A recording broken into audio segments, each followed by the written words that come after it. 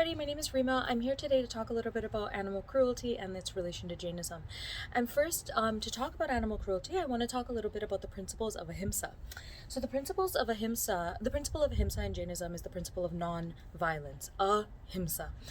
The organization that we're a part of towards Ahimsa is about encouraging youth to move towards a lifestyle that reduces their impact of violence around the world.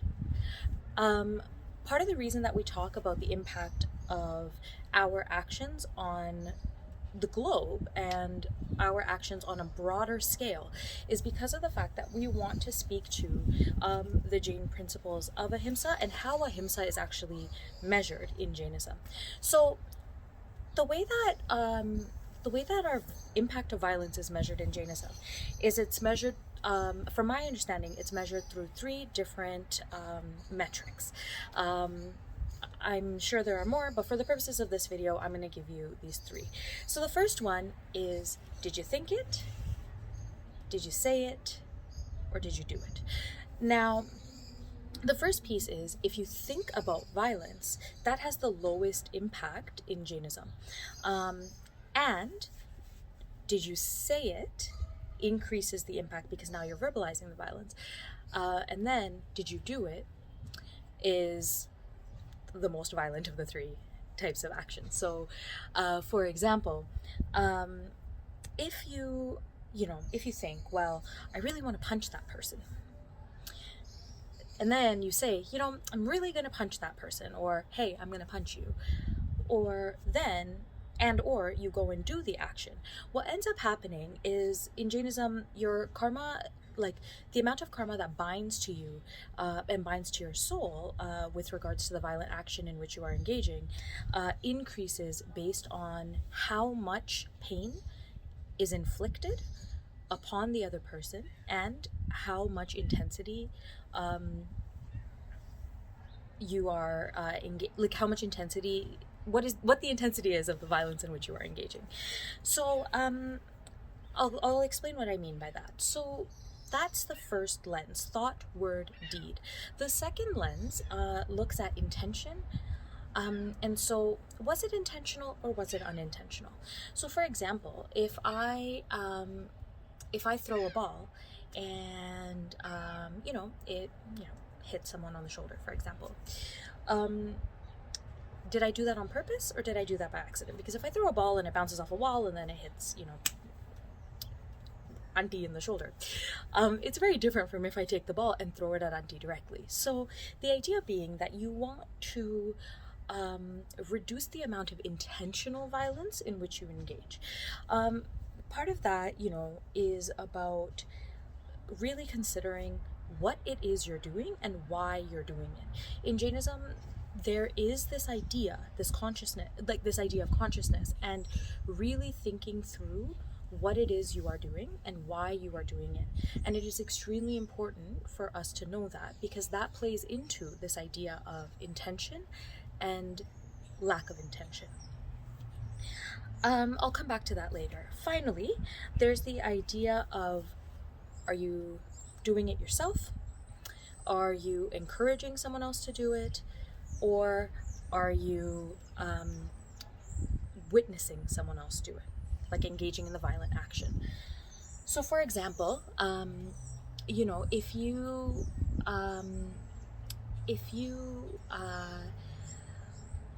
like in the context of animal cruelty, we're talking about farming, let's say, right? If we're talking about farming of animals, there's one thing to hurt the animal yourself. It's another thing to hurt the animal yourself. It's another thing to encourage someone else to hurt the animal. And a third, to witness the hurting of the animal. Now,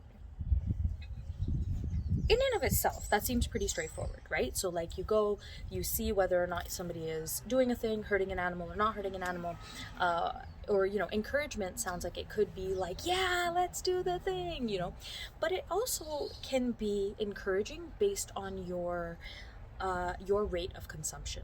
So for example, let's say, I don't believe that animals should be killed.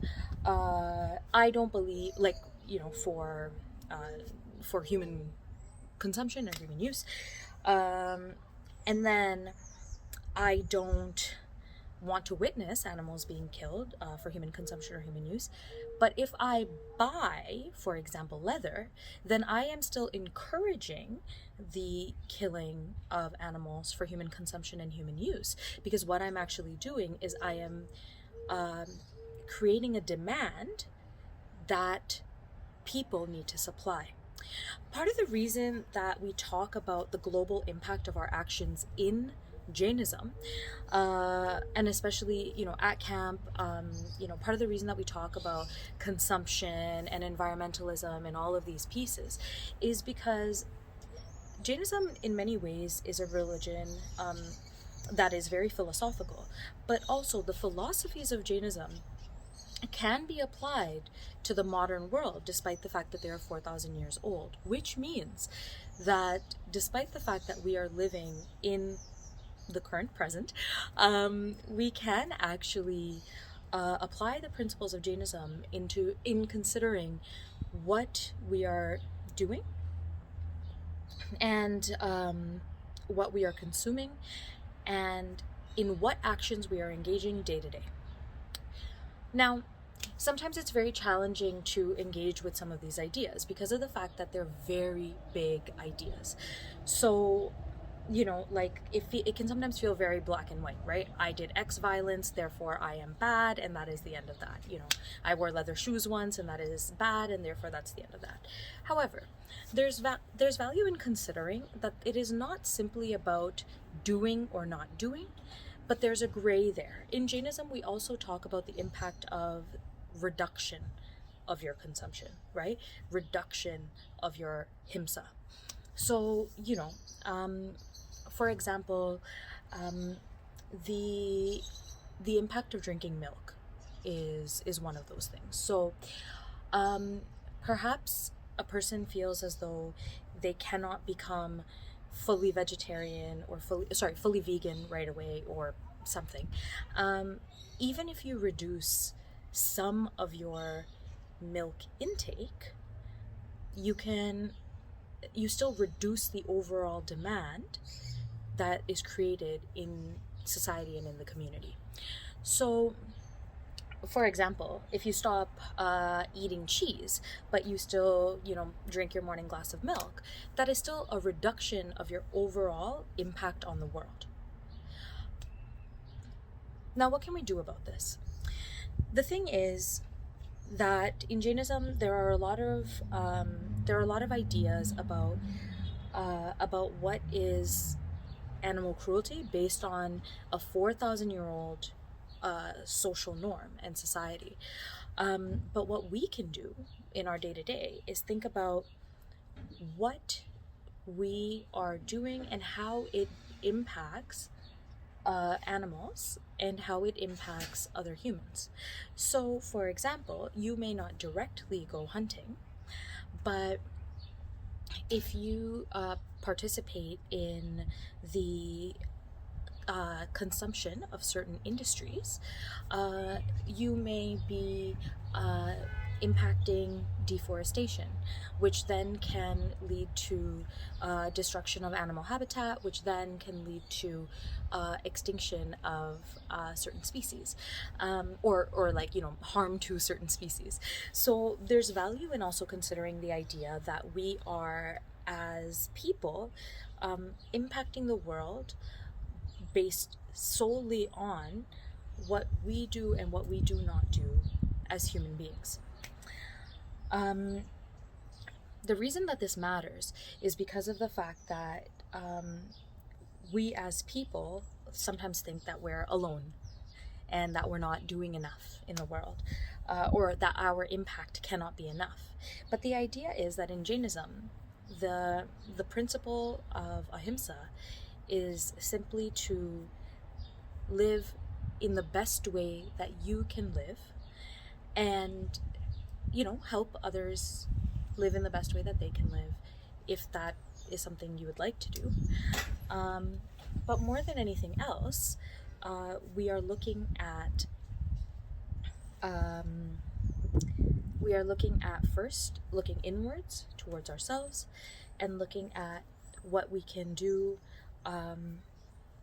to reduce the violence that we do through deed and word and thought, to reduce the violence that we do by ourselves, the violence we encourage, and the violence that we witness, and to reduce our intentional violence and also our unintentional violence.